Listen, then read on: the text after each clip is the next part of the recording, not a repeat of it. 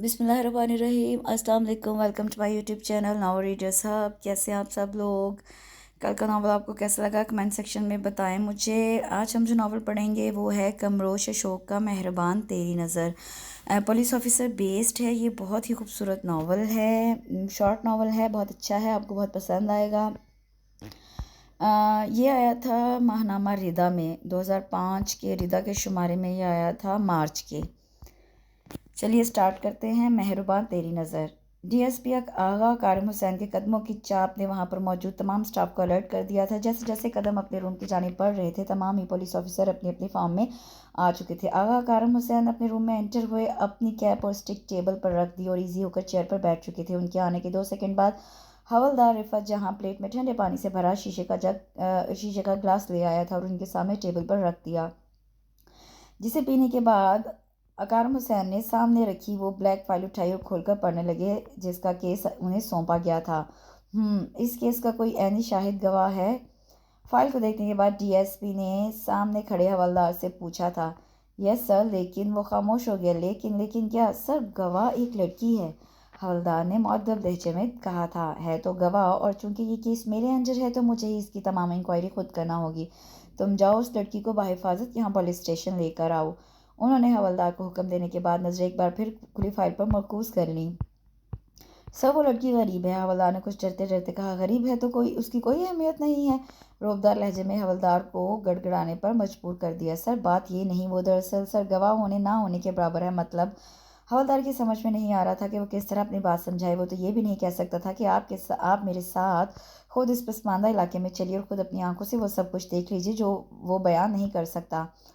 आगा कारम हुसैन ने सामने खड़े उस हवलदार को बड़ी जांचती नज़रों से देखा था, जो शायद किसी बहुत ही गहरी सोच में गलता था। अच्छा, एक काम करो, तुम जीप तैयार करो, मैं वहाँ खुद जाऊँगा। शायद वो उसके चेहरे पर लिखी तहरीर पढ़ चुके थे।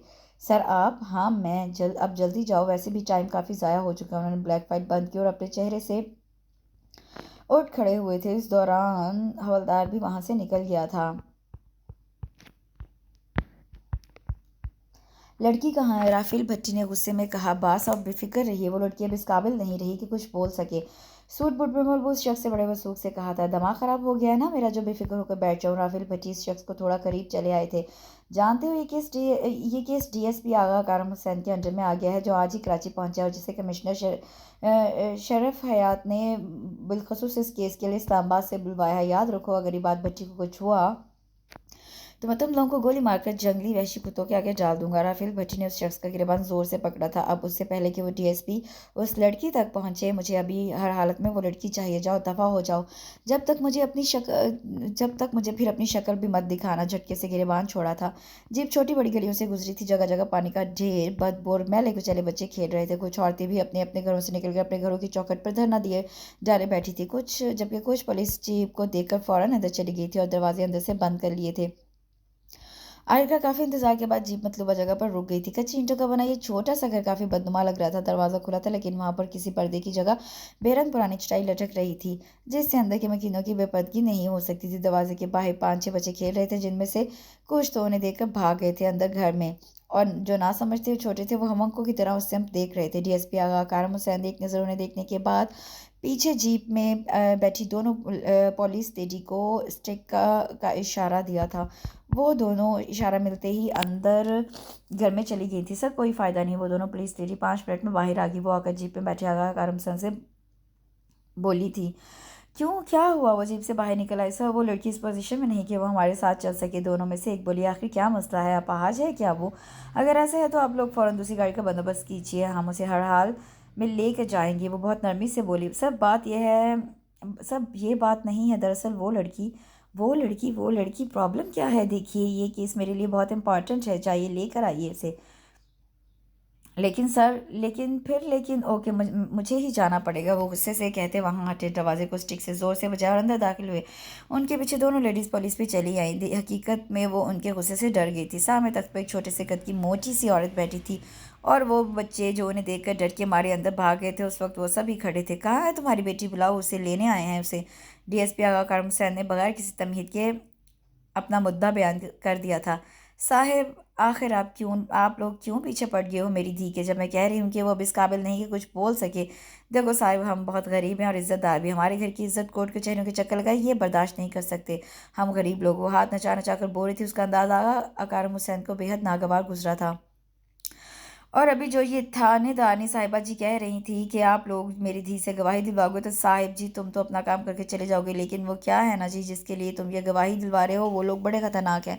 बाद में तो हमें ही मुसीबत उठानी पड़ेगी। देखो ऐसा कुछ नहीं होगा, हम तुम्हारी बेटी को पुलिस कस्टडी में रखेंगे, वो बाहिफाजत रहेगी। इसलिए अब ज़्यादा बहस मत करो और उसे लेकर आओ। पर साहिब वो इस काबिल हो तो आए ना, कहाँ है वो? अब क्या आगा कारम हुसैन से बर्दाश्त ना हो सका तो वो खुद वहाँ से उस इकलौते कमरे की जानिब बढ़ गया। आखिर देखे तो खुद जाकर ऐसी भी क्या मुसीबत आन पड़ी जो चलने में इतने नखरे दिखा रही है।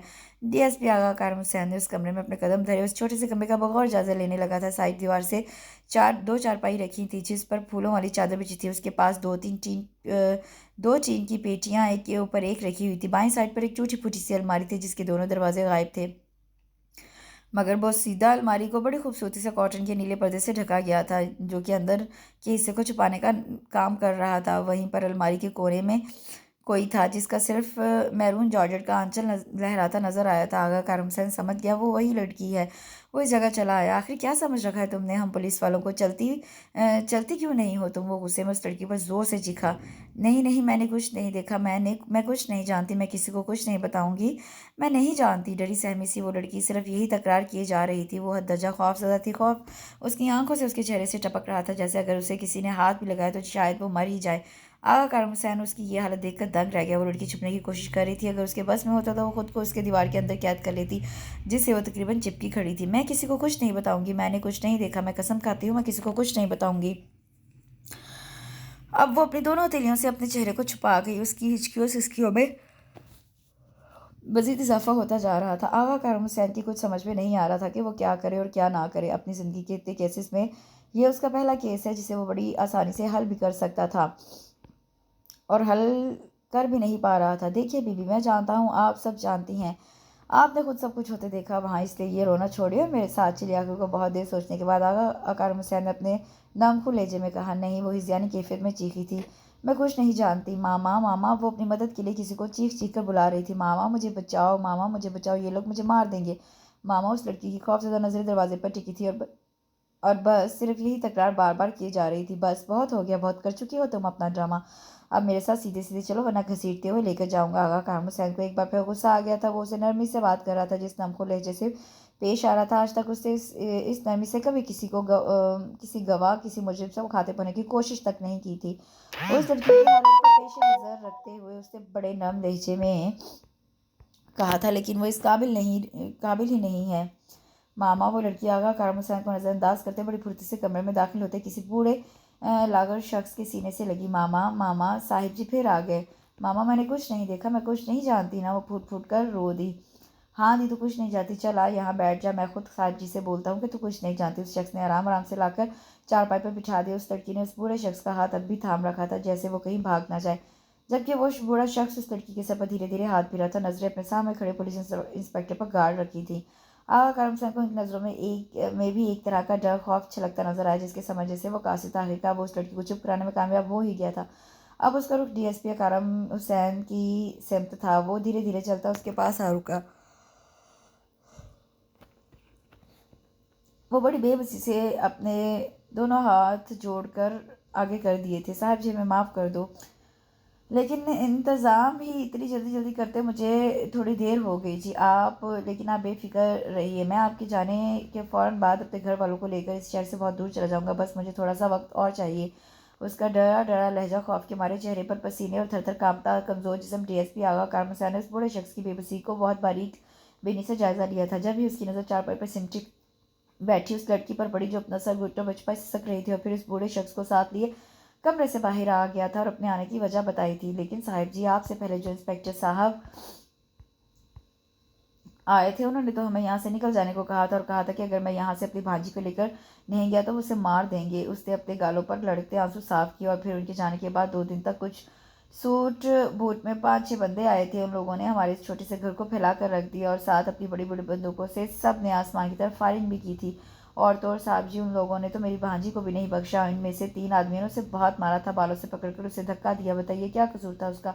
ना हम लोग उस दिन सिनेमा में फिल्म देखने जाते और ना ये सब होता। वो बहुत डर गई थी, ज़रा से शोर से सहम जाती है। वो बूढ़ा शख्स सारी दास्तान रो रो कर सुना रहा था। आगा कार हुसैन कुछ लम्हे के लिए सकते में ही रह गया। उसके तो वहमो गुमान में भी ना था कि इन गरीब और लाचार लोगों पर इतनी जल्दी, इतने कम वक्त में ये सारी मुसीबतें टूट चुकी थी। ये केस उसके लिए मजीद गंभीर होता जा रहा था। समझ में नहीं आ रहा था कि क्या करे। इस केस की गवाह सिर्फ यही लड़की है जिसे हर तरह से इन लोगों ने नाकाफ़ी बना डाला था।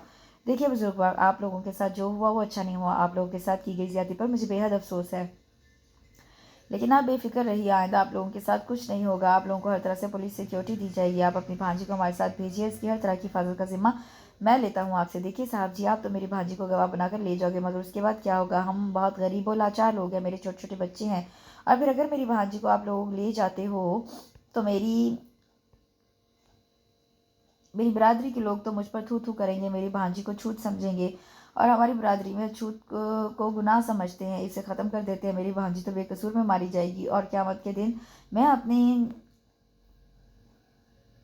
अपनी अद्दी को मुंह दिखाने के लायक नहीं रहूँगा। साहब जी, मैं आपके आगे हाथ जोड़ता हूँ, आप हमें माफ़ कर दें। मैं वापस अपने गाँव अपनी भांजी को लेकर हमेशा हमेशा के लिए चला जाऊँगा। डीएसपी आगा कारम हुसैन ने उसकी एक एक बात को गौर से सुना। एक तरीके से वो भी अपनी जगह सही था। उस शख्स की भांजी इस कबीले से ताल्लुक़ रखती थी जहाँ ऐसी बातें मायूब समझी जाती थी, जहाँ पुलिस की नहीं अपनी पंचायत की मानी जाती थी। और लड़की की इज्जत तो वैसे भी बहुत नाजुक कांच की मानित होती है, जिस पर हल्की सी दराड़ पाक एक बार आ जाए तो बदनुमा हो जाता है। काफ़ी देर सोचने के बाद आखिरकार डीएसपी कारम हुसैन को इस मसले का फ़िलहाल यही हल नज़र आया, जहाँ बात बन जाती और किसी की इज्जत भी दाव पर ना लगती। राफेल भट्टी ने इस लड़की को मामूली समझकर बहुत जुल्म कर लिया। वैसा नहीं होगा। आधे घंटे के अंदर अंदर आगा कारम हुसैन ने उस लड़की को अपनी शनाख्त दे दी, अपना नाम, अपनी पहचान दे दी, उसे अपनी इज्जत और आबरू बना लिया। अब वो कोई मामूली, कोई गरीब लाचार बेबस लड़की नहीं थी। अब वो मिसेज आगा कारम हुसैन के होते पर फाइज हो चुकी थी। साहब, मेरी तो समझ में नहीं आ रहा कि मैं आपका शुक्रिया कैसे अदा करूँ। तो शक्करा में इस लहजे में बोला। उसके अंग अंग से खुशी झलक रही थी उसके अंदाज पर। आगा कारम हुसैन धीरे से मुस्कुरा दिया, क्योंकि मामला नहायत गंभीर हो गया था। इस लड़की के मामा ने उससे निकाहनामे पर दस्तक लेने के बाद उसके सर पर हाथ रखा। उसकी समझ में कुछ नहीं आ रहा था कि ये क्या हो रहा है। उसके दिलो दिमाग में सिर्फ और सिर्फ डर और खौफ जड़ पकड़ के बैठा था। उसे लग रहा था कि वो साहब जी उसे यहाँ से ले जाएगा, जिसके लिए वो कथित तौर पर राजी नहीं। अरे भाग भरी, देख तेरे तो नसीब ही जाग गए। अब वो इंस्पेक्टर तुझे हर हाल में अपने साथ ले जाएगा। मुमानी के उन रू फरसा लफ्ज़ों ने उसके औसान ख़ता कर दिए। वो अपनी तमाम होश-ए-हवास गुम करती चली गई और वहीं चारपाई पे बेदम होकर गिर पड़ी। दीन अहमद और रिफ़ा जहां, तुम दोनों इकबाल साहब और उनकी बीवी बच्चों को बाहिफाजत महफूज मकाम पर पहुंचा दो। आगा कारम हुसैन ने अपने साथ आए दोनों हवालदारों को हुक्म दिया और फिर इकबाल मियाँ से मुखातिब हुआ। इकबाल साहब, आप उनके साथ अपना ज़रूरी सामान लेकर जाइए, और अब किसी भी बात की फ़िक्र मत कीजिएगा। आपकी भांजी अब महफूज हाथ में है। अब इसका कोई भी बाल भी बांका नहीं कर सकता। उसने उनके नातवा कंधे पर नरमी से हाथ धरा और उसी कमरे में चला आया जहाँ वो लड़की यानी अब उसकी मनकूह है। पल के पल जो कुछ हुआ, फिलहाल आगा कारम हुसैन ये सब अभी नहीं सोचना चाहता था। अभी जो मसला मुंह फाड़े खड़ा था, पहले उसे हल करना चाहता था। बेहोश दुनिया माफिया से बेखबर पड़े नर्म और नाजुक वजूद को आगा कारम हुसैन ने अपने मजबूत बाजू में भर लिया था और लाकर जीप में पहले ही से ही बैठी 2 लेडीज पुलिस को थमा दिया। सेहतमंद और तंदुरुस्त लेडी पुलिस के बीच वो वजूद बिल्कुल छुप गया। सरफराज, गाड़ी आगा वाला ले चलो। उसने जीप को अपने बंगले में ले जाने का हुक्म दिया। 30 मिनट में जीप आगा वाला के बड़े से ब्लैक जाली गेट के आगे रुक गई थी। डीएसपी आगा कारम हुसैन ने एक बार फिर बेहोश वजूद को उठाया था और अंदर की जानिब कदम बढ़ाता चला गया। ब्लैक जाली गेट के बाहर और अंदर दो ब्लैक टाइगर डॉग्स जंजीरों में कैद थे। इस दौरान अंदर और बाहर 10-12 ब्लैक वर्दी में मलबूस गार्ड्स भी पहरा दे रहे थे। आगा कारम हुसैन जैसे जैसे अपने कमरे में बढ़ा था, सारे नौकर गार्ड्स हैरत से मिलीजुली कैफे से भरपूर उन्हें तक रहे थे। सबकी आंखों और लबों पर एक ही सवाल गर्दिश कर रहा था, ये लड़की कौन है। आगा कारम हुसैन ने उस लड़की को बड़े आराम से अपने रूम के किंग साइज बेड पर लेटा दिया और उस पर अपना ब्लैंकेट सीने तक डाल दिया था। उसे एक नज़र देखने के बाद अपने स्टिक और सर पर रखी कैप को उतारकर ड्रेसिंग टेबल पर रखी और सीधा वॉशरूम की राह ली, जहाँ उसका अंगूरी शलवार कमीज पहले से ही हैंग हुआ था। फ्रेश होने के बाद वो कमरे से बाहर निकल आया, जहाँ अक्का जी समेत तमाम नौकर आगा कारम हुसैन के मुंतजिर थे। अक्का जी, खाना तैयार है तो प्लीज़ जल्दी से लगवा दे, बहुत भूख लगी है। सुबह 10 बजे से रात के 9 बज गए थे, उसे कुछ खाए। आज का सारा दिन उसका इकबाल साहब के घर गुजरा था। इसी परेशानी में एक घूंट पानी का ना पिया। हाँ आगा बेटा, बिल्कुल तैयार है, बस तुम्हारा ही इंतज़ार था। अक्का जी आगा कारम हुसैन के दादा के ज़माने के नौकर थे। उन्होंने अकारम और उनके वालिद शाहाम को अपनी ही गोद में खिलाया था। अकारम उनके दिल से इज़्ज़त करता था। इस्लामाबाद से वो खुद ज़बरदस्ती उसके साथ यहाँ आए थे। उन्हें आगा अकारम से बहुत अजीज़ था, बहुत चाहते थे वो उसे, इसलिए उसे कराची अकेले ना भेजा था। आगा, वो लड़की कौन है जिसे तुम उठा कर लाए हो? आखिरकार अक्का जी ने वो सवाल कर ही डाला जो उनके साथ साथ पास खड़ी दो मुलाजमों को भी तशवीश में मुब्तला कर रहा था, जिसे वो सुनने के लिए खड़ी थी। ओ माय गॉड, मैं आपको बताना ही भूल गया। सॉरी अक्का जी। आगा करमसा ने खाने पर से हाथ खींच लिया। आका जी, वो लड़की आज से इस घर की मालकिन है, मेरी बीवी। इससे आगे फ़िलहाल मैं भी कुछ नहीं बता सकता। उसने नैपकिन से हाथ साफ किया और मुस्कुराता हुआ खड़ा हुआ था। अक्का जी इसके जवाब पर सख्ती की कैफियत में हो गए थे।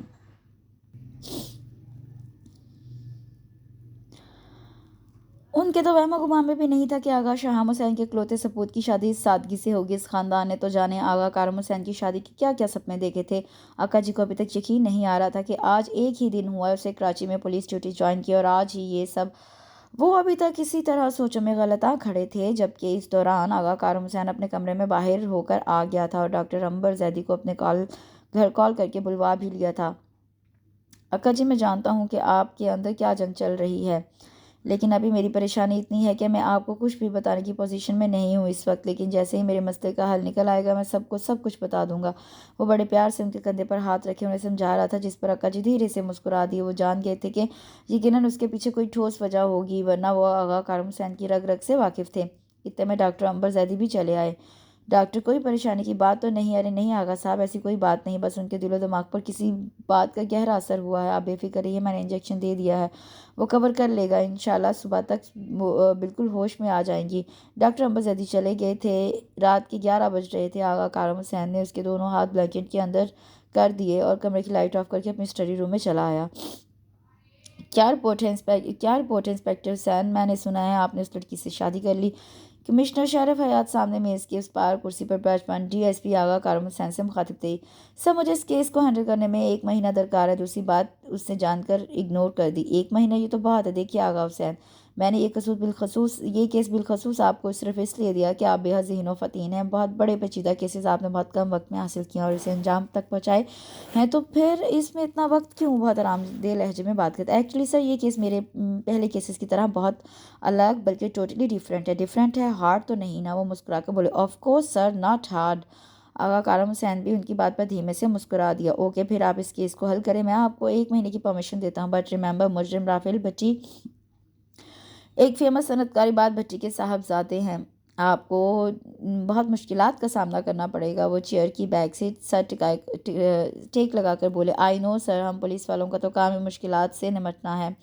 आगा कारम हुसैन ने मेज़ पर रखी अपनी कैप सर पर ली और स्टिक उठाकर खड़ा हो गया। Okay sir, all the best. Commissioner Sharaf Hayat को सलूट मारा। मुसाफा के लिए हाथ आगे बढ़ाया, जिसे उन्होंने बड़ी गर्मजोशी से थामा था। फिर वो वहाँ से निकलता चला गया।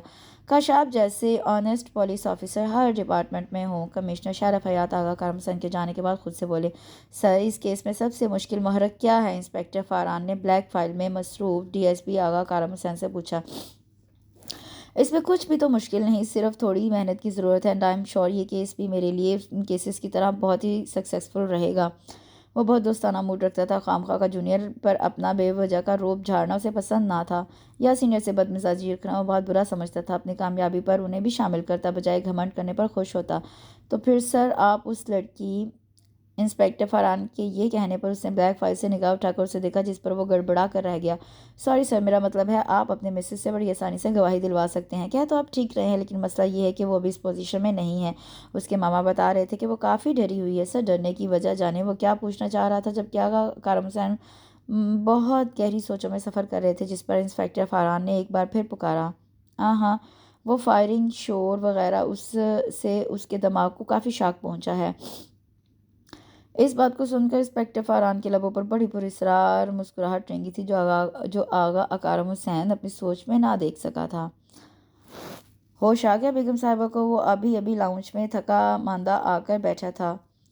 जहन भी अभी तक उस लड़की में अटका हुआ था। समझ में नहीं आ रहा था इस मसले को कहाँ से हल करे। आगा साहब, होश में तो वो सुबह ही आ गई थी जी, लेकिन वो मेरी समझ में नहीं आ रही।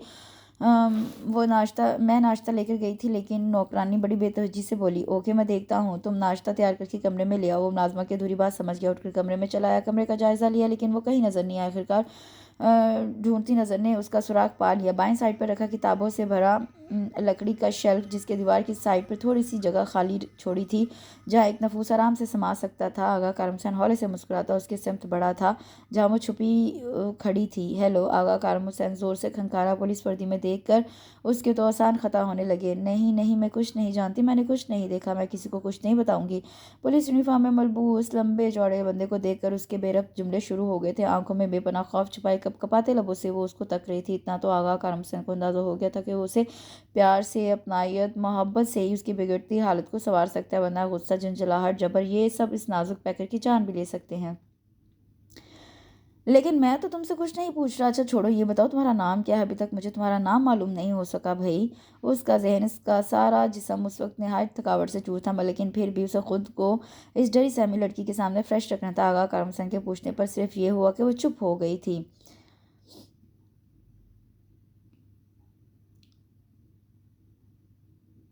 अरे क्या हुआ, कुछ बताओ तो सही। मामा, मुझे मामा के पास जाना है, वो इतना ही कह सकी थी।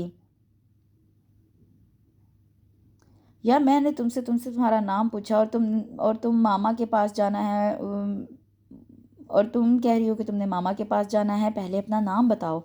और 2 कदम पीछे होकर बोला था, इजारा।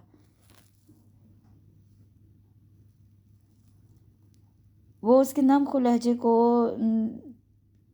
देखते हुए बोली थी, इजारा साहब जी, अज्जिया। आगा कारम हुसैन ने उसी के लहजे में नाम दोहराया था। भाई इजारा तो बहुत खूबसूरत नाम है, मगर ये साहब जी, ये क्या नाम हुआ भला? वो इस वक्त अपनी थकन को नज़रअंदाज के मुकम्मल तौर पर से छेड़ने में महव था, जो कि इजारा अपने डरो खौफ के ज़ेरे से समझ ना सकी। नहीं नहीं साहिब जी, नहीं, इजारा साहब जी। उसके एक बार फिर झट से बोलने पर आगा कारम हुसैन अपने बेसाख्ता कहके को दबा ना सका। अच्छा ये बताओ कि ये नाम किसने रखा था? उससे बात बढ़ाने को एक और सवाल किया। मामा ने। साहिब जी, मैं मामा के पास जाऊंगी। मामा के नाम पर फिर से उसने जाने की रट लगा दी। साहिब जी, आपके ये लफ्ज़ बोलने पर आगा कारम हुसैन उसके नज़दीक आकर उसके लबों पर अपनी मजबूत हथेली रख दी और उसकी आंसू भरी आंखों में झांकने लगा। मेरा नाम आगा अकारम हुसैन है और सब मुझे आगा हुसैन कहते हैं, लेकिन अकारम मैं सिर्फ तुम्हारे लिए हूँ। अब तुम मुझे अकारम कहोगी, क्या कहोगी? अपनी हथेली कपकपाते लबों से हटा दी। अकारम साहब जी, वो नहायत घबराते हुए बोली। अकारम साहब जी नहीं, सिर्फ अकारम। उसके चेहरे पे आई उसकी छोटी बड़ी लटों को कान के पीछे अड़ा था। अकारम जी, उफ उफ़ो, फिर तुमने जी की दुम लगा दी। भाई सारे लबों में से इस सारे मैं तुम्हारे लबों में से सिर्फ अकारम सुनना चाहूँगा। आगा कारम ने हुसैन ने जरे का हाथ पकड़ लिया। चलो आओ हम वहाँ चल के बैठते हैं। वो उसे साथ लिए सोफे पर आ बैठा था। इतने में अक्का जी नाश्ते की ट्रे हाथ में थामे अंदर आ गए, जिसमें जैम, स्लाइस, मक्खन और बॉयल अंडा और 2 कप चाय थी। लाकर उन दोनों के आगे मेज़ ट्रे पर रख दी। ये हमारे अक्का जी हैं। उसने अक्का जी को मुस्कुराकर देखने के बाद जियारा से कहा, अब उन्हें ही देख रही थी, जो कि उसे मुस्कुराकर देखने के बाद वापस जा रहे थे। आगा कारम हुसैन जियारा के लिए खुद स्लाइस पर मक्खन लगा रहा था। अक्का जान, जियारा ने धीमे से ये नाम पुकारा, जो कि साथ बैठे आगा अकारम हुसैन की तेज़ समात ने फ़ौरन सुन लिया। ना टक्का जान, अक्का जी। आगा कारम हुसैन ने मक्खन लगा स्लाइस उसके लबों के करीब किया। हाँ, अगर जान कहना ही है तो मुझे कह लो, मैं तुम्हारी जान हूँ। आखिरी मिसरा उसने जियारे के कान के करीब होकर कहा। वो शर्मो हया के मारे कट कर रह गई। तो उसका सिर्फ एक लुकमा खाया था उसने, और फिर आगा कारम हुसैन का बढ़ता हाथ पीछे कर दिया। मुझे मामा के पास जाना है। वो इससे थोड़े से पीछे खिसकी थी। आगा कारम हुसैन ने हाथ में पकड़ा टोस्ट ट्रे में रखा और फिर अपनी सारी तवज्जो साथ बैठी जारा पर मरकूज कर दी। लॉन के प्रिंटेड सूट, छोटे छोटे फूलों वाले सूट, जिसका मैरून जॉर्जेट का आंचल सीने पर पूरा फैलाया हुआ था, जो जाने कितने दिनों से उसके नाजुक वजूद की जीनत बना हुआ था। मैले कपड़ों में से उसके चेहरे से, खास कर उसकी आंखों से खौफ आवेदा था। बालों में भी शायद बहुत दिनों से कंघी नहीं की गई थी। उसका बिखरा हुलिया इस बात की गमाजी कर रहा था कि वो इस वाक़े से नहायत खौफज़दा और डरी हुई है। आंखों में खौफ लिए वो आगा कारम हुसैन की ही सिमत देख रही थी। उसके खुद पर बगौर तकने पर वो पज़ल होने लगी। वो नहीं जानती थी कि आगा कारम हुसैन के दिमाग में क्या चल रहा है। जियारा ने उसे हाल में लाने के लिए फिर से अपना जुमला दोहराया, तुम जानती हो हम दोनों की शादी हो चुकी है और अब हम दो नहीं एक हो चुके हैं।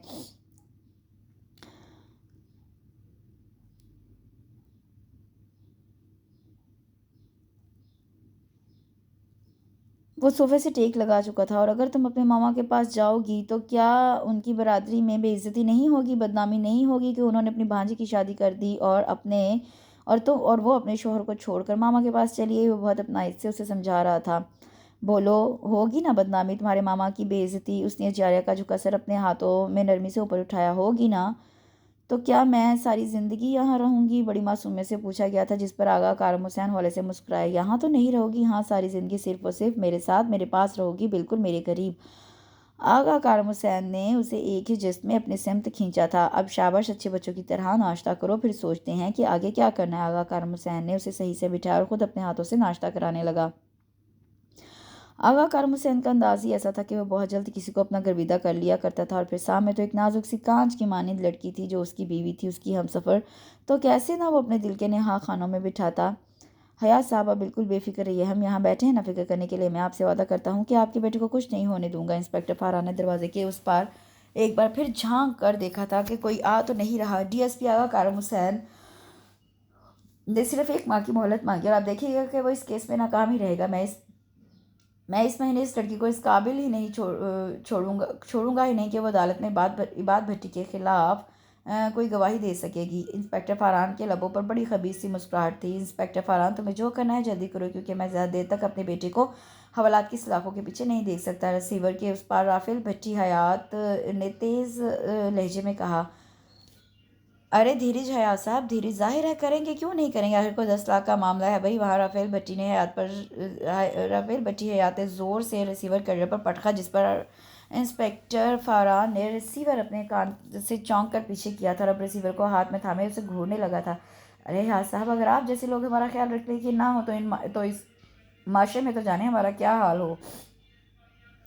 उससे मुस्कुराते हुए रिसीवर कैडर पर बड़े आराम से रखा। इंस्पेक्टर फरहान, किसका फ़ोन था? उसका अंदाज गो अंदर दाखिल होते आगा करम सर ने बड़े गौर से तका था। सर किसी का नहीं सर। वो उनकी आवाज़ सुनकर हड़बड़ाता हुआ अपनी जगह से उठ खड़ा हुआ। ओके ओके, लेकिन आप इतना घबरा क्यों रहे हो? माथे पर यह पसीना कैसा? आगा कारम हुसैन ने बड़ी जांचती नज़रों से उसका जायज़ा लिया था, क्योंकि उसकी मिसाल ऐसी थी जैसे चोर चोरी करते हुए रंगे हाथों पकड़ा गया हो। असल में सर यहाँ गर्मी बहुत है, शायद इसी वजह से। एनीवेज, आप ये फ़ाइल लीजिए और उसका अच्छी से स्टडी करने के बाद उस जगह का सर्वे कराइए और फिर मुझे कल शाम तक उसकी रिपोर्ट दीजिएगा। उसे हाथ में पकड़ी रेड फाइल इंस्पेक्टर फरहान को थमाई थी। ओके सर, हो जाएगा। आगा कारम हुसैन फिर वहाँ ठहरा नहीं था। उसके जाने के बाद इंस्पेक्टर फरहान ने वो रेड फाइल मेज़ पर फेंकी और धम से अपनी चेयर पर बैठ गया। एक लंबी सी सांस शुक्र की ली थी। रात के 10 बज रहे थे। आगा कारम हुसैन अपनी स्टडी में बैठा इसी चेयर पर कोई बुक हाथ में लिए पढ़ रहा था, जो कि उसका रोज़ का मामूल था। बल्कि अब तो उसकी आदत बन गई थी कि सोने से पहले वो किसी अच्छी सी बुक का थोड़ी देर मुताला ज़रूर किया करता था। उस वक्त भी अपने मशगले में मसरूफ़ अमल था, जब भी फायरिंग की तेज़ आवाज़ कानों में पड़ी थी। इस अचानक रफ्तार पर वो लम्हे भर के लिए घबरा गया था। जल्दी से बुक मेज़ पर रखी और बाहर के सिमत भागा था। अक्का जी, ये बाहर क्या हो रहा है? वो लाउंज में सहमे खड़े अक्का जी से पूछने लगा। बेटा आगा, मेरी तो खुद समझ में नहीं आ रहा। थोड़ी देर में ब्लैक वर्दी में मलबूस गार्ड अंदर आया। आगा साहब, कुछ लोग हमारे घर के पास हवाई फायरिंग कर रहे हैं। लेकिन क्यों? आगा साहब, ये तो मैं नहीं जानता और ना ही वो बता रहे हैं। Oh shit! आगा कारम हुसैन का ध्यान अचानक ही जियारा की सिमत गया। तुम जल्दी से जाओ और उन्हें रोको, अगर ना रोके तो धक्के देकर इस एरिया से बाहर निकालो। वो जल्दी जल्दी से कहता हुआ अपने कमरे की सिमत भागा। वही हुआ जिसका डर था। जियारा शेल्फ के कोने में दुबकी डरी सहमी दीवार से बिल्कुल चिपकी हुई थी। जियारा, उसने धीरे से पुकारा था। अकारम, फायरिंग अकारम, वो लोग मुझे मार देंगे, वो मुझे मारने आए हैं। जियारा उसे सामने पाते उसके सीने से जा लगी। अकारम, मुझे डर लग रहा है। वो हिचकियों से रो रही थी। आगा कारम हुसैन सही मानों में एक बार भी परेशान हो गया था। इतनी मुश्किलों से उसने जियारा को समेटा था और वो फिर से बिखर के रह गई थी। जियारा, मेरी बात सुनो। वो उसे खुद से अलग करने की कोशिश कर रहा था, जिसके लिए वो कतई राजी ना थी। जियारा, उससे कुछ देर खामोशी के बाद एक बार फिर धीमे से पुकारा। इस दौरान अब फायरिंग बंद भी हो गई थी, लेकिन फिर भी वो उसकी मजबूत बाहों बाहों में कपकपा रही थी। आखिरकार आगा कारम हुसैन ने अपने मजबूत बाजों में इस नाजुक पेकर को भर लिया और आराम से बेड पर लिटा दिया। आज उसे तमाम बंदिशें तोड़ दी थीं। आज उसने अपने जज्बात के बेकाबू घोड़ों की लगाम को नकील से आज़ाद कर दी थी। आज रात आगा कारम हुसैन ने चारों को उसके डर खौफ को खुद में समेट लिया था, तमाम दीवारें तोड़कर दूरियां नज़दीकियों में बदल डाली थी। अरे तुम्हें मुस्कुराना मुस्कुराना नहीं आता क्या? वो ऑफिस जाने के लिए तैयार खड़ा था। जाने उसके दिल ने क्या कहा कि वो बेड के पास खड़ी पलकों की बार गिराए लबों को दांतों से कुचलती उंगलियों को आपस में बेदर्दी से रगड़ती जियारा के बिल्कुल सामने आ खड़ा हुआ था। जी, वो आंखों में मुस्कुरा मासूमियत लिए उसे तकती चली गई। मैंने कहा तुम्हें मुस्कुराना नहीं आता भाई, मैं ऑफिस जा रहा हूँ और शौहर के ऑफिस जाने पर बीवी को कुछ फ्राइज होते हैं। वो क्या होते हैं जी? ओफ, यानी अब वो भी सिखाना पड़ेगा। ओके, तो अभी सिखा देते हैं। आगा कारम हुसैन ने हाथ में पकड़ी कैप बेड पर रखी और दोनों हाथों के प्याले में उसका छोटा सा चेहरा भर लिया और उसके चेहरे पर झुकता चला गया। उसकी गुस्ताखी पर जियारा सटपटाकर 2 कदम दूर पीछे हटी थी। आगा कारम हुसैन ने मुस्कुराते हुए कैप उठाई और एक नज़र उसको देखता हुआ वहां से हटता चला गया। जियारा की सहूलत के लिए आगा कारम हुसैन ने अपना मुश्तरका कमरा ऊपर सेट करवा लिया था, जहाँ के दरवाजे और खिड़की साउंड प्रूफ लगवाए थे, इसलिए बाहर का मामूली सा शोर भी नहीं सुना जा सकता। जियारा सुबह से रात तक उसी कमरे में रहती। अक्का जी सुबह नाश्ता दे जाते थे जो आगा कारम हुसैन और जियारा साथ मिलकर करते थे। दोपहर को वो बिल्कुल नहीं खाती, इसलिए रात आगा कारम हुसैन उसे बड़ी मोहब्बत से खुद अपने हाथों से खिलाता था, क्योंकि वो जान गया था कि जियारा खाने पीने के मामले में बहुत चोर है। मैं चाहूँ तो तुम्हें ये 10 करोड़ रिश्वत देने के जुर्म में अंदर कर सकता हूँ, मगर नहीं, मैं जानता हूँ तुम नादान हो नाअक्ल जो अपने मालिक के हुक्म पर मुझ जैसे ईमानदार और बहादुर ऑफिसर को ये नजराना पेश करने चले आए हो। आगा कारम हुसैन बड़े आराम से अपनी पुश्त बैक चेयर से टेक लगाए विराजमान था और सामने राफेल भट्टी हयात का आदमी खड़ा था, जिसने नोटों से भरा मैरून ब्रीफ केस मेज पर DSP आगा कारम हुसैन के आगे खोलकर रख दिया था, जो कि बकौल छोटा सा मामूली सा उसकी बहादुरी का तोहफा है। जाओ इसे वापस ले जाओ। राफेल हयात से कहना कि वो और पुलिस ऑफिसर होंगे जो तुम जैसे बुज़दिल की गुलामी करते हैं और अपना सर तस्लीम में खम करते हैं। आगा कारम हुसैन अपने चेयर से खड़ा हुआ, उसके चेहरे पर गुस्से की लाली थी, आंखों में एक तरह का अज़म बढ़ चढ़कर बोल रहा था। और एक और बात,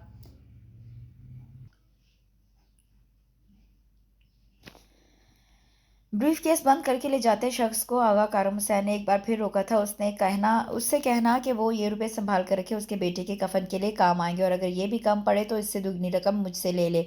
आउट। वो अपनी चेयर पर वापस बैठ गया और मेज से रेड फाइल उठाई और उसे खोलकर पढ़ने लगा था। वो फाइल पढ़ने में मगन था जब ही आगा कारम हुसैन का मोबाइल सेल चीख पड़ा।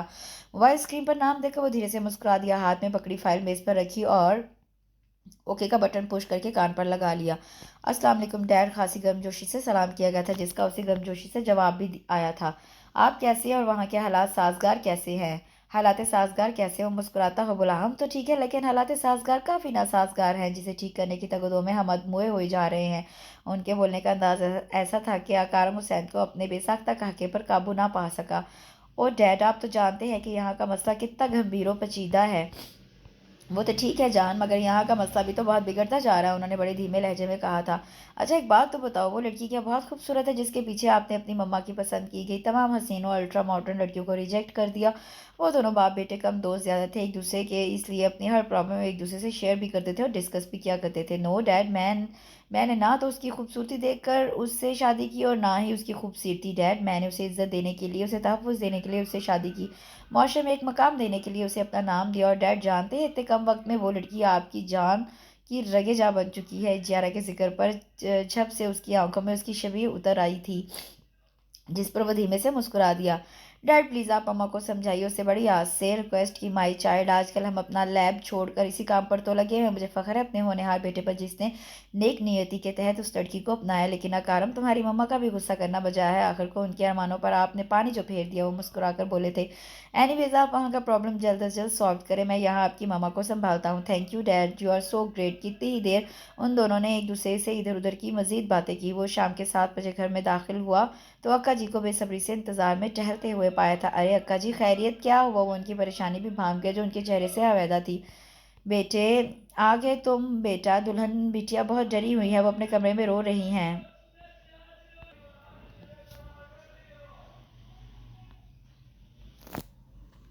दोनों मुलाजमाएं गई थी उसके पास, मगर दुल्हन बिटिया ने उन्हें अपने पास नहीं आने दिया। रो रो के हलकान हो गई है बच्ची। वो दिन भर की तमाम रोदात बड़ी बेताबी से उसकी गोश गुजार कर रहे थे। आज दोपहर को फ़ोन आया था, मुलाजमा से कहा कि मिसेस जियारा को बुलाइए। जब जब से उसने फ़ोन सुना है वो रिसीवर फेंक कर भागती हुई कमरे में बैठी अभी तक रो रही है। फ़ोन किसका था? आगा बेटा, ये तो मुझे भी मालूम नहीं। अच्छा, आप ज़्यादा फिक्र मत करें, मैं देखता हूँ, आप जाइए आराम कीजिए। वो जल्दी से ऊपर कमरे में आया। अकारम, अकारम, आप इतनी देर में क्यों आए हैं? कदमों की हट पर जियारा दौड़ती हुई आगा कारम हुसैन के वसी सीने से लगी थी। जाने अकारम, क्या हुआ मुझे बताओ। वो उसका सर बड़े प्यार से सला रहा था। अकारम, वो नीचे उस मशीन में एक आदमी बोल रहा था। वो रोती हुई अटक अटक कर बोल रही थी। मशीन? आगा कारम हुसैन ने लफ्ज़ मशीन पर गौर किया था। फ़ोन जैसी आम चीज़ को वो मशीन बोल रही थी, जिस पर उससे अपना बेसाख्ता उभरने वाला कहके को बमुश्किल कंट्रोल किया था। और मुस्कुरा कर उसका रोता हुआ चेहरा थोड़ी से पकड़कर अपने सीने से ऊपर उठाया। हाँ कारम, वो कह रहा था कि वो रोने की वजह से लफ्ज़ उसका साथ नहीं दे पा रहे थे। कारम उसे अपने साथ लिए बेड तक लाया। साइड टेबल पर पानी से भरे कांच के जग से ग्लास को भरा और उसे पिलाने लगा, जिसे पीने के बाद उसके आंसुओं में कुछ कमी आई थी। अरे मुझे आराम से बताओ कि उसने तुम्हें क्या कहा था। वो कह रहा था कि वो मुझे मार देगा अगर मैंने किसी को कुछ बताया, तो वो मुझे भी मार देगा। बोलने के बाद उसने अपने दोनों हथेलियों से अपना चेहरा ढांप लिया। कुछ देर तक आगा कारम हुसैन उसके रोते वजूद को बगौर तकता चला गया। आखिर कौन हो सकता है? उसकी सोच तेजी से काम कर रही थी। फिर अपनी सोचों को पीछे धकेलते हुए उसके चेहरे से दोनों हाथ हटाए, उसका आंसू से भरा चेहरा अपने हाथ से साफ किया। तुम जानती हो तुम कौन हो? वो उसकी आंखों में आंखें डाले बोला। तुम एक मशहूर साइंसदान आगा शहाम हुसैन की बहू और जानबाज डीएसपी आगा कारम हुसैन की बीवी हो।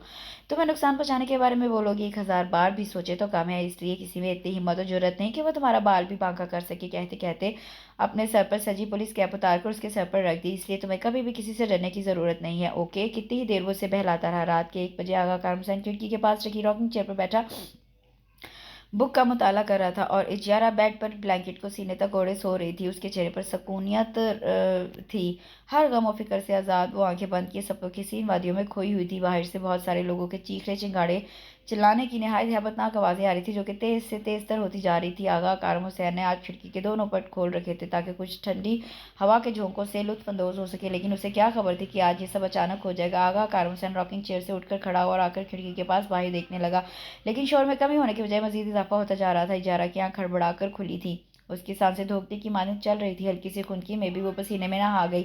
आंखों में वहशत ने जगह बना ली। वो सीने पर हाथ रखे अपनी तेज रफ्तार से चलती धड़कनों को काबू करने की कोशिश कर रही थी। इसी शोर में आगा कारम हुसैन की नजर एक शख्स पर पड़ी, जिसकी नजरें उस खिड़की की तरफ थी। गौर से देखने पर उसने महसूस किया कि इन सब लोगों का रुख उसी बंगले की तरफ है। आगा कारम हुसैन को लम्हे में सारी कहानी समझ में आ गई थी। उसे तेजी से अपनी गर्दन का रुख बेड की सिमत किया। उसे जल्दी से खिड़की के दोनों पट बंद किए और सरहद में कामते वजूद की जानिब बढ़ा था। पल भर में बिखरते वजूद को समेटा, कॉल करके गार्ड्स को आर्डर दिया, चारों ब्लैक डॉग्स उन पर छोड़ दो। यानी वो लोग जानते हैं कि इजारा इन सब चीज़ों से खौफजदा है। पहले हवाई फायरिंग, फिर टेलीफोन पर धमकी, और अब ये बेहंगम शोर। तो वो लोग इजारा को मेंटली डिस्टर्ब करना चाहते हैं। वो सोती हुई इजारा के बालों को सहला रहा था और साथ ही उसकी सोचें इन सब बातों के गिर्द भी गर्दिश कर रही थी।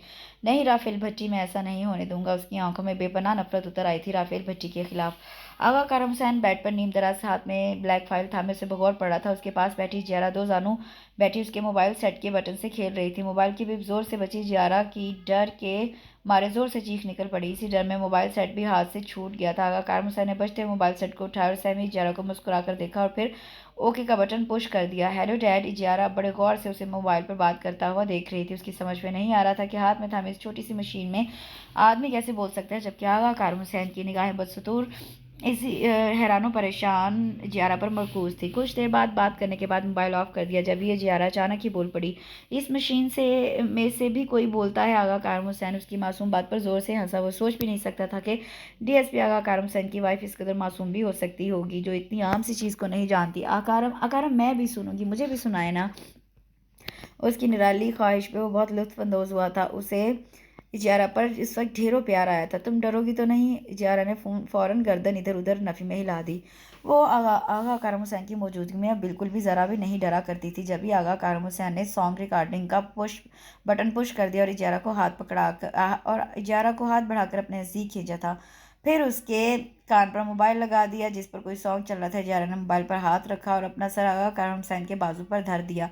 वो बड़े मज़े से मोबाइल पर सॉन्ग सुन रही थी। आगा कारम हुसैन ने उसे प्यार भरी नज़रों से देखने के बाद एक बार फिर से ब्लैक फाइल में गुम हो गया, जिसे फ़ोन सुनते समय बेड की साइड पर रख दिया था। कम से कम 15-20 मिनट हो गए थे। उसने अपने बाजू पर धरे इजारा को देखा, जिसकी आंखें अब बंद थी, शायद वो सो गई थी। आगा कारम हुसैन ने उसके कान से मोबाइल उठाया और उसे ऑफ करके रखा और फिर बड़े आराम से उसके सर को तकिए पर धरा। सोते हुई वो बहुत मजीद मासूम और भोली भाली सी लगी थी। आगा कारम हुसैन ने उसके माथे पर आहिस्ता से बोसा लिया था और ब्लैंकेट को सीने तक उड़ाकर वहाँ से उठकर खिड़की के पास रखी रॉकिंग चेयर पर आ बैठा। समझ में नहीं आ रहा आखिर ये केस कैसे हल करूँ। जियारा ठीक तो हो गई है मगर अभी इस काबिल नहीं है, शायद अदालत में जाकर बात भट्टी के खिलाफ गवाही दे। मैं कैसे बात करूँ इस जियारा से। रॉकिंग चेयर पर झूलता आगा कारम हुसैन की तमाम तर सोचें जियारा के गिर्द ही घूम रही थी। जिंदगी में बहुत से ये किए गए केसेस में से ये पहला केस है जो किसी तौर पर हल होकर नहीं दे रहा था। सिर्फ 10 दिन हो गए थे महीना ख़त्म होने में और मामला अभी तक जूं का तू पड़ा हुआ अटका हुआ था। रात का जाने क्या बजा था जब जियारा की आंख खुली। कमरे में 0 पॉइंट का बल्ब जल रहा था। आगा कारम हुसैन भी इसके बराबर में दूसरी तरफ करवट लिए सो रहा था। जियारा की आंखों से नींद गायब हो चुकी थी। वो अपनी जगह से उठी, थोड़ी देर टहलने के बाद खिड़की की तरफ जा चुकी थी। पर्दा हटाकर नीचे झांका तो लॉन में कोई साया टहलता हुआ नजर आया। जियारा की तो जान ही निकल गई। वो जल्दी से सोते हुए आगा कारम हुसैन के पास भागी थी और उसे कंधे से पकड़कर झंझोर डाला। कारम कारम वो दिखे नीचे, चोर आ गया है।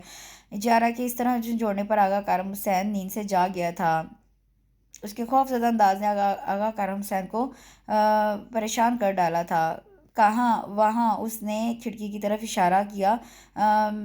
तो वो सिमत चला आया और उसके पीछे जियारा। आगा करम सर ने खिड़की से पूरा पर्दा हटाया और शीशे के उस पार देखा जहाँ उसके 2 गार्ड उसके उस हिस्से का पहरा दे रहे थे। हाय अल्लाह करम, ये ये तो 2 हो गए। जियारा ने सहम कर मजबूती से उसका बाजू थाम लिया। आगा कारम हुसैन समझ गया कि मध्यम सी रोशनी में वो गार्ड्स को चोर समझ बैठी। आगा कारम हुसैन ने पर्दा बराबर किया, मुस्कुराते हुए डरी सहमी सी जियारा को अपने प्यार के हिसार में कैद कर लिया। डार्लिंग, वो चोर नहीं, हमारे गार्ड्स हैं जो नीचे हमारे बंगले की पहरादारी कर रहे हैं। ओह, मैं तो डर गई थी। अब उसे अफसोस होने लगा कि एक तो गार्ड को चोर समझ बैठी और दूसरा कारम की नींद खराब कर दी। आपको बुरा लगा मैंने आपकी नींद खराब कर दी? वो पुरअफसोस दिखाव से उसे तकने लगी।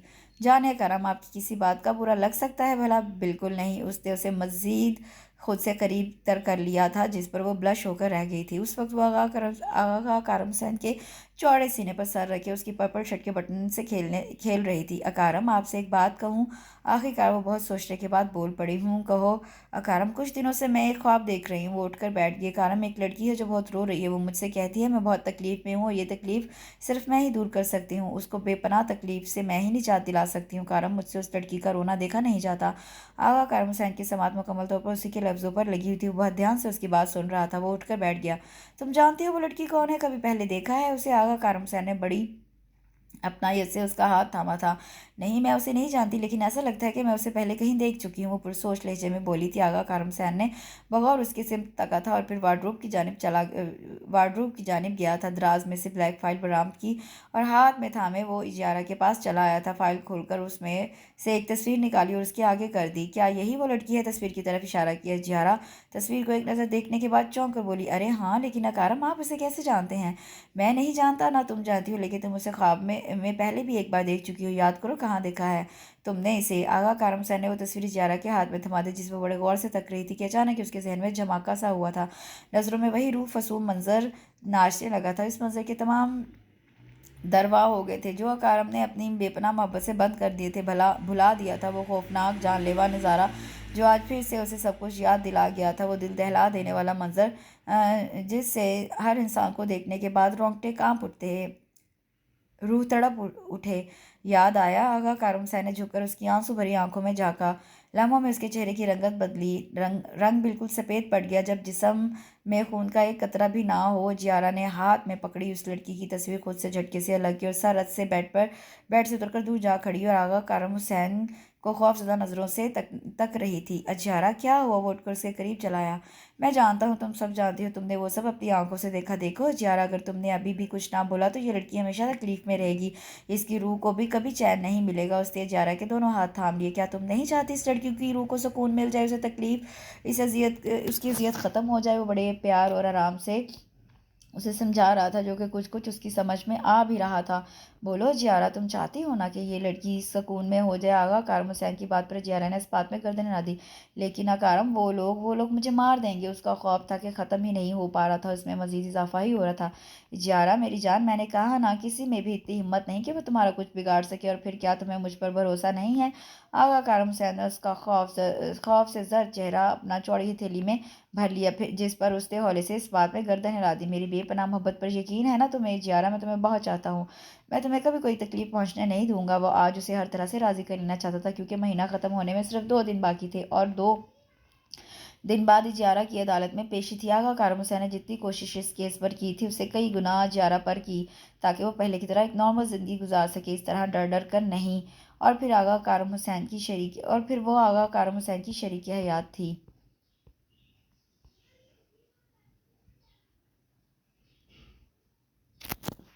जियारा कारम इस वक्त अदालत में कटहरे में खौफजदा सहमी खड़ी थी और डीएसपी आगा कारमसन कटहरे से बाहरी वर्दी में मलबूस उसके थोड़े फासले पर खड़ा था। काले कोट में वकील उसके पास आया और इससे वो सब पूछने लगा जो 23 फरवरी की शाम सैनमा के बाहर के पास उससे देखा था। बिल्कुल सामने कटहरे में बात भट्टी अफसरदा चेहरा लिए खड़ा देख रहा था। वकील ने उसके खामोश रहने पर अपना सवाल एक बार फिर दोहराया। जियारा ने खौफजदा नजरों से अपने पास खड़े आगा कारम हुसैन को देखा। वो उससे उम्मीद से उसकी तरफ देख रही थी, जैसे वो उसे दिल दहला देने वाले सवाल से बचा ले गई। जारा डरो नहीं, मैं हूं ना, शाबाश बोलो, जवाब दो। वकील साहिब के सवाल का वो जानता था कि वो बहुत डरी हुई है, इसलिए मिनट मिनट पर अपने होने का यकीन दिला रहा था, हौसला दे रहा था। से जियारा की आंखों में वो मंजर एक बार फिर घूमने लगा। मैं अपने मामा मुमानी और उनके बच्चों के साथ सिनेमा फिल्म देखने गई थी, उसने अटक अटक कर बोलना शुरू कर दिया। सिनेमा से उठकर मैं बाहर आई। तो आप सैनमा से बाहर क्यों आई? जी वो मेरी मुमानी ने भेजा था। क्यों? वो बाहर से पानी लाने, उनका बेटा रो रहा था प्यास के मारे। वो हद से ज़्यादा घबरा रही थी। उसने कटहरे के डंडे को सख्ती से पकड़ा था, यहाँ तक कि उसकी हथेलियाँ तक भीगने लगी थी। खौफ की वजह से चेहरा जर्द हो गया था, जैसे उसके जिस्म का सारा खून निचोड़ लिया गया हो। फिर क्या हुआ? फिर मैं पानी लेकर सैनमा में वापस जा रही थी कि एक लड़की की चीख सुनाई दी। तो आप उस लड़की की चीख सुनकर वहां चली गई? जी मैं वहां गई थी। फिर आपने वहां क्या देखा? मैंने एक लड़की को एक लड़की के साथ लड़ते हुए देखा। मुझे नहीं मालूम कि वो किस बात पर लड़ रहे थे। जियारा की नज़रें मुसलसल आगा कारम हुसैन पर थी, या फिर उस काले कोट में मलबूस वकील पर। आपको ऐसा क्यों लगा वो लड़ रही थी? वो जी दोनों आपस में ज़ोर ज़ोर से बातें कर रहे थे और उस लड़के ने किसी बात पर उस लड़की के मुंह पर थप्पड़ मारा था। वो आगे कहते कहते रुक गई। उसकी सांस बहुत हद तक फूल गई, जैसे बहुत दूर से मीलों का सफ़र तय करके आई हो।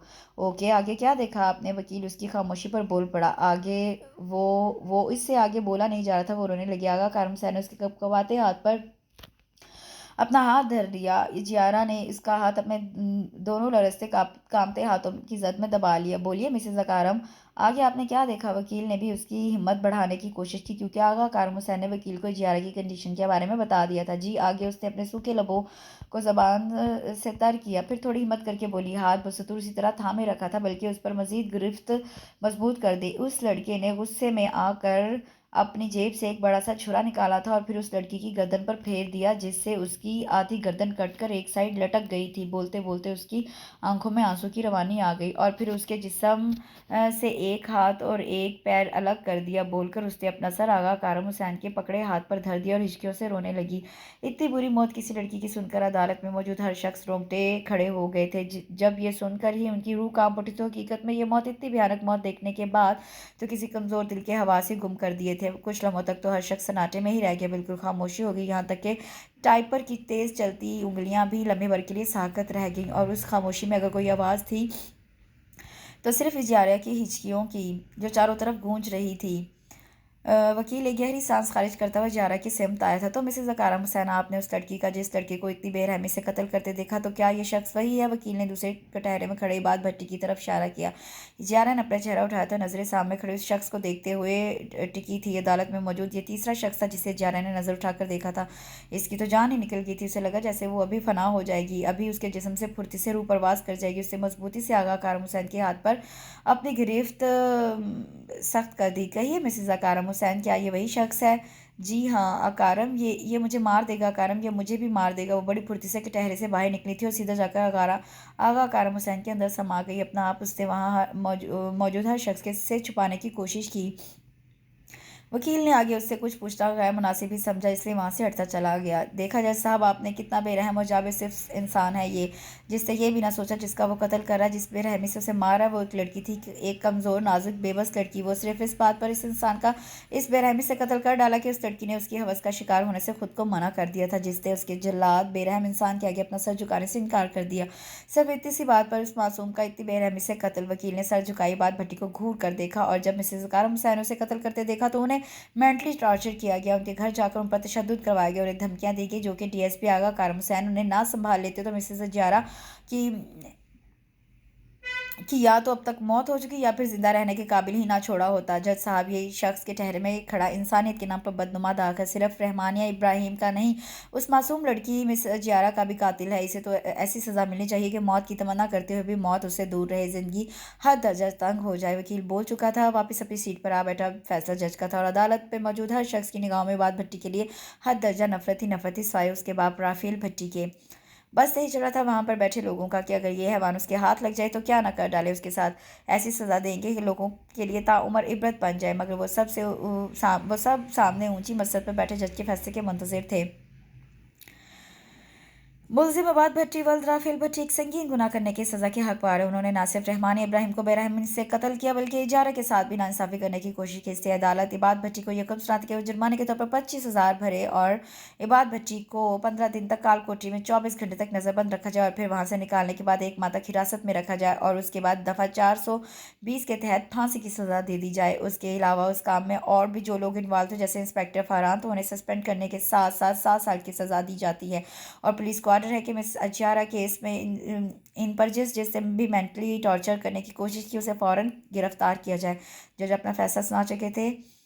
बहुत बड़े और मशहूर सनतकार हैं ना आप, बहुत असर और रसूख रखते हैं आप, बहुत दौलत है आपके पास, लेकिन ये आज आपके बेटे के बिल्कुल काम नहीं है। आज ये सब बेकार। अफसोस मुझे इस बात का नहीं कि ये इतनी कड़ी सज़ा सुनाएगी, अफसोस तो मुझे इस बात का है कि आप जैसा शख्स मेरा बाप है जिससे मेरी तरबियत ही ऐसी की। काश कि आप जैसे रईस बाप अपने बेटों को मामूली सी गलती पर भी टोक सकते, उसे डांट सकते, उनके लिए किए की सज़ा उन्हें दे सकते, तो आज उनका ये हाल ना होता जो इस वक्त मेरा है। बात भट्टी कहकर रुका नहीं जा रहा था। उसकी चाल में किसी हारे हुए जवारी की लड़खड़ाहट थी जिसे राफेल भट्टी ने बड़े अफसरदा अंदाज में देखा। डीएसपी आगा कारम हुसैन ये केस जीत गया था। आजकल वो अखबारों की सुर्खियों की जीनत बना हुआ था। उसका ओहदा बढ़ गया और उसने वापस अपना ट्रांसफ़र इस्लामाबाद के सब शहर में करा लिया। वैसे भी अब वो जियारों को कराची शहर में नहीं रखना चाहता था। इस्लामाबाद के हुसैन वाला में उसका शानदार इस्तकबाल किया था। मिसेस शाहाम हुसैन बहुत गर्मजोशी से उसे गले लगाया और उसे दिल से खुशामदीद किया कहा था और उसे ढेरों ढेर दुआओं और प्यार से नवाजा था। आज जियारा और अकारम की शादी को 10 साल का अरसा हो गया था। इस दौरान उनके 5 बच्चों ने जन्म लिया था जिनमें आगा कारम हुसैन की जान थी। वो उनसे और इजारा से बेहद प्यार करता था। इजारा ने खुद को मेंटेन कर लिया था, मिसेस शाहाम के साथ सोशल वर्क का एक हिस्सा बन गई थी। क्यों भाई मिसेस आकारम कहाँ जाने की तैयारी है? आगा कारम हुसैन कंप्यूटर पर बैठा आंखों पर आई ग्लासेस लगाए किसी प्रोजेक्ट पर काम कर रहा था। जब भी उसकी नज़र ड्रेसिंग रूम से निकलती पर्पल जॉर्जेट की हल्के गोल्डन काम वाली साड़ी बांधे इजारा कारम पर पड़ी थी, जिसके चेहरे पर हल्के लाइट से मेकअप ने बहुत खुशगवार गवारियत पैदा कर दी थी। हम रंग ज्वेलरी में बहुत हसीन खूबसूरत लग रही थी। साड़ी का पल्लू दुरुस्त करती वो आगा कारम हुसैन के पास रखी दूसरी चेयर पर टिक गई। वो आज मिसेस नाइल शहरीना ने पार्टी रखी है, वहीं जा रही थी। बड़ी सहूलत से उसे देखकर जवाब दिया था। आगा कारम हुसैन ने कंप्यूटर ऑफ कर दिया और अपना रुख इजारा की सिमत कर लिया। उसने इजारा का ऊपर से नीचे तक बड़ी खूबसूरती से जायजा लिया था। एक काम करो, आज मत जाओ, लहजा काफ़ी पुरशौखी लिए हुए था। जिस पर इजारा मुस्कुरा दी। उसी वक्त उसका मोबाइल चीख पड़ा। लो तुम्हारी ये मशीन बोल पड़ी। उसने जियारा के हाथ में पकड़े मोबाइल सेल की तरफ इशारा किया। जियारा ने उसे मसनूई गुस्से से घूरा था और फिर ओके का बटन पुश कर दिया। उसने आने से माजरत कर ली थी। आप अभी तक भूले नहीं ये बात? जियारा मोबाइल साइड मेज़ पर रखा था। अरे वाह, क्यों भूल जाऊँ, ये तो मेरे लिए इंटरेस्टिंग यादें हैं, जैसे कि ये मशीन साहब जी। और वो क्या था? आगा कारम हुसैन ने जहन पर जोर डालने की शानदार एक्टिंग की थी। हाँ, मामा के पास जाना है। आगा कारम हुसैन खुद ही कहकर खुद ही हंसने लगा। अकारम, इजारा ने उसको टोका था। हूँ अकारम नहीं, अकारम, एक बार फिर उसे छेड़ा था, जिस पर इजारा उसके शाने पर ज़बरदस्त मुक्का जड़ा था। आगा कारम हुसैन की हंसी कहके में बदल गई। मम्मी पापा हम अंदर आ जाएं, दरवाजे से झांकते सब बच्चों ने कोर्स में कहा था। अरे मेरे बच्चों, मेरे जिगर की टुकड़ों, भाग कर आओ। आगा कारम हुसैन अपनी जगह से उठ खड़ा हुआ और बच्चे दौड़कर उसके पास आए थे। वो सब बच्चों समेत बेड पर आ लेटा। सबसे छोटी 2 साला नबीहा उसके सीने पर बैठी थी और बाकी चारों दाएं बाएं उससे लगे लिपटे थे। जारा इस मंजर को देखते हुए सरशारी से मुस्कुरा दी। उसकी ज़िंदगी मुकम्मल खूबसूरत हो गई थी। वो खुद भी उठकर बच्चों और कारम के पास आ बैठी। उनकी हंसी, उनकी किलकारियाँ, शरारतें, बातें सुन सुनकर दोनों ही उन्हीं बच्चों का साथ दे रहे थे। इसके साथ ही ये murder based novel, romantic novel अपने इख्तिताम को पहुंचता है। मुझे यकीन है आपको ये नावल डिफरेंट लगा होगा। मुझे कमेंट सेक्शन में बताइए आपको ये नावल कैसा लगा। कल इंशाल्लाह एक नए नावल के साथ हाजिर होंगी। कल तक के लिए इजाज़त दीजिए। अल्लाह हाफिज़।